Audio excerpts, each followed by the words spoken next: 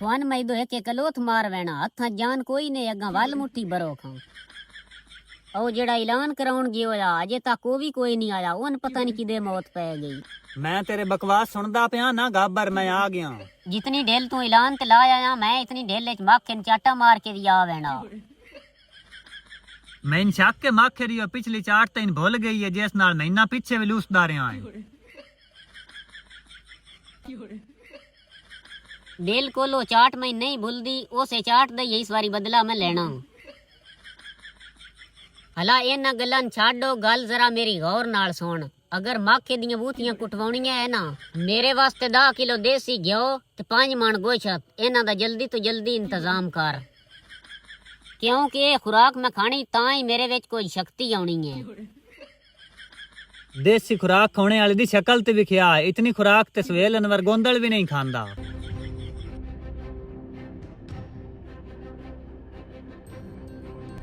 माखिया खान दे tagger तेरे खिलाफ कबड्डी खेडने दा ऐलान करा छड़े ते पूरे इलाके विच कूक पै गई है ते तेरा पूरे इलाके विच बहुत वड्डा नां है अगर तैनू फाइनल हरा गए होई ते तेरे पल्ले कख नूर आना मेरी मन वाई ते उदे नाल कोई डील कर ले उन कुछ पैसे दा लालच दे सप भी मर वेसिया ते लठ भी बच वेसिया गल ते तेरी किसी हद तक ठीक है अच्छोरा दसो तुसी इस बारे की आदे हो वत इंजे उसनु 50 लाख दा लालच देने आ उम्मीद है उस पिछा हट वैना भला मैना खान दे टैगर दा नंबर मिला दे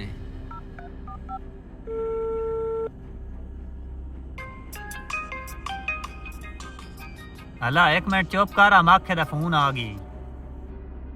हेलो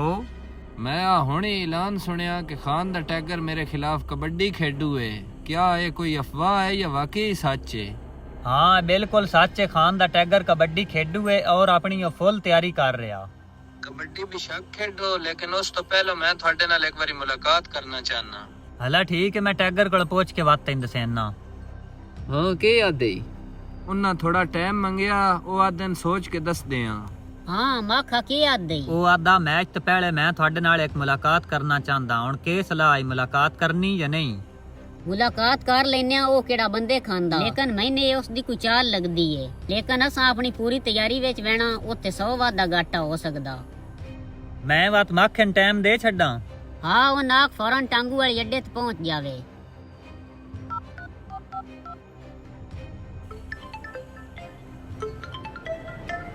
हाँ हो गई है ਸਲਾਹ ਹੋ ਗਈ ਅਸੀਂ ਘਰੋਂ ਨਿਕਲ ਰਹੇ ਹਾਂ ਤੁਸੀਂ ਫੌਰਨ ਟਾਂਗੂ ਵਾਲੀ ਅੱਡੇ ਤੇ ਪਹੁੰਚੋ ਅਸੀਂ ਢਿੱਲ ਨਾ ਲੈਂਦੇ ਇੰਜ ਕਰ ਅੰਦਰੋਂ ਪੈਸੇ ਵਾਲਾ ਬੈਗ ਚਾ ਲਿਆ ਤੇ ਫੌਰਨ ਟਾਂਗੂ ਵਾਲੀ ਅੱਡੇ ਤੇ ਪਹੁੰਚ ਗਏ ਅੱਗਾ ਜਲਦੀ ਵੀ ਕਰ चलो चलो मैं आ गया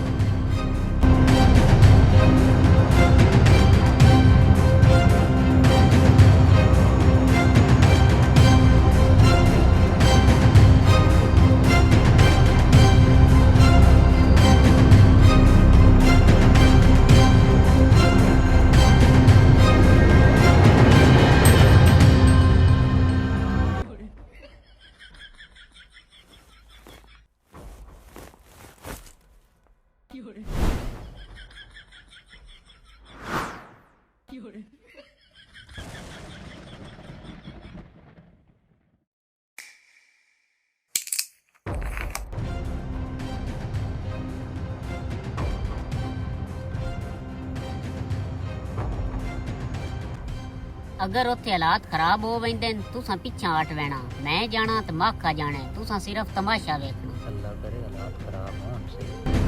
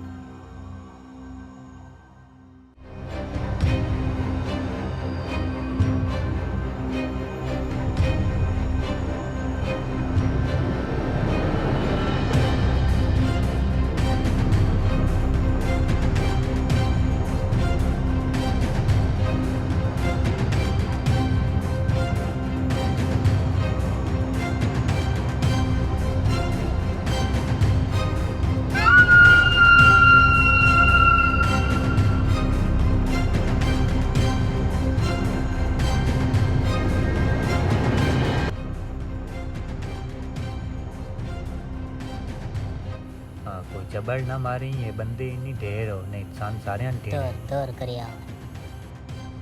हाँ माँ क्या बोल मैं क्यों बुला दी के मसला मैं तेन इत्थे वलीमे ते कोई नहीं बुलाया जेड़ा कबड्डी दा ऐलान कराए वो अपना फैसला फौरन वापस ले ले आ बैगुरा मेरे हल करे ना इस वास्ते तेन मैं बहुत वड्डी रकम दे रहा तेरियां 7 नस्लां बह के खासन तेरी ये रकम मैं जुत्ती दी नोक ते रख दा